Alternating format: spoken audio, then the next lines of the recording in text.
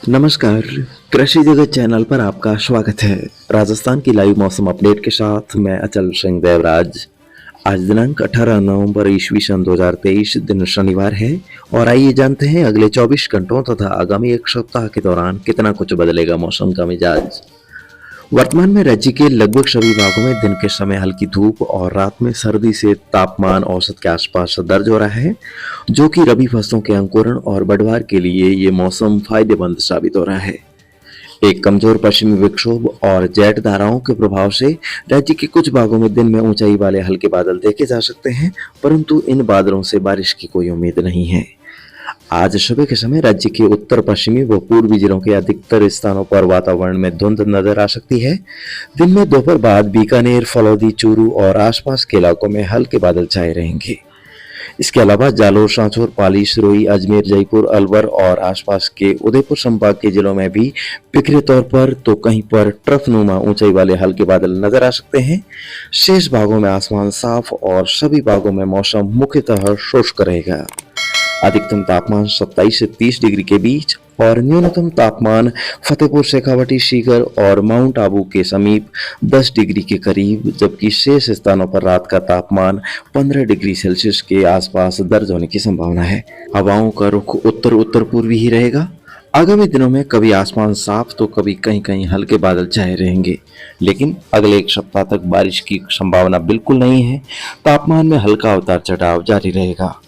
24-25 नवंबर को एक मध्यम दर्जे का पश्चिमी विक्षोभ भारत के पश्चिमी हिमालय के क्षेत्रों पर पहुंचेगा, जिसके आंशिक असर से 25, 26, 27 और 28 नवंबर को जोधपुर, बीकानेर, अजमेर, सीकर, जयपुर और भरतपुर संभाग के जिलों में घने बादलों की आवाजाही से मौसम सुहावना प्रतीत होगा और इस दौरान कहीं कहीं मावठ की हल्की खंड वर्षा होने की भी संभावना है।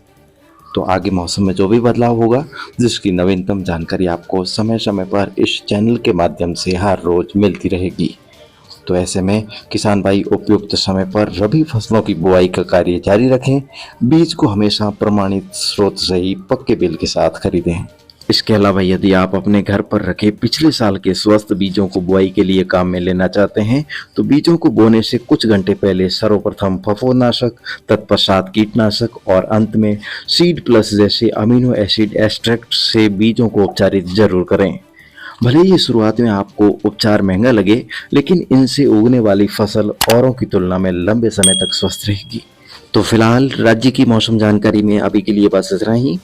भारत के आसपास बनी अन्य मौसमी प्रणालियों की यदि बात करें, तो बंगाल की खाड़ी के उत्तर पश्चिमी व उससे सटे पूर्वी भागों पर एक दिन के लिए बना चक्रवाती तूफान मेडिली कल बांग्लादेश तट पर टकराने के बाद लगातार कमजोर होकर आज सुबह डिप्रेशन के रूप में भारत के दक्षिणी आसाम और उससे सटे मिजोरम और त्रिपुरा राज्यों पर अवस्थित था और इस तंत्र के प्रभाव से आज शाम तक त्रिपुरा, मिजोरम और मणिपुर राज्यों तथा आसाम के दक्षिणी भागों में 40 से 50 किलोमीटर प्रति घंटे की रफ्तार से तेज हवाएं चलने की आशंका है और इन राज्यों में कुछ स्थानों पर हल्की से मध्यम बारिश तो कहीं कहीं भारी बारिश भी हो सकती है।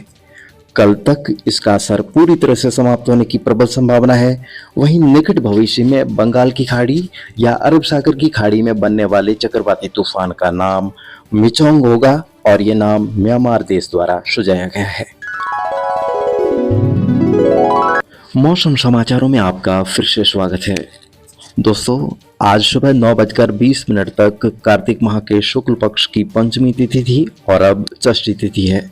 कल सप्तमी तिथि क्षय रहेगी और इस पंचमी को लाभ पंचमी के नाम से भी जाना जाता है और इस दिन से दीपावली के बाद व्यापारी अपना व्यापार पुनः शुरू करते हैं। और आज चंद्रमा मकर राशि में है और राहु काल करीब 1.5 घंटे के लिए सुबह 9:43 से 11:04 तक रहेगा। आज पूर्व दिशा में दिशाशूल रहेगा और इसे यात्रा के दौरान बाईं तरफ रखें।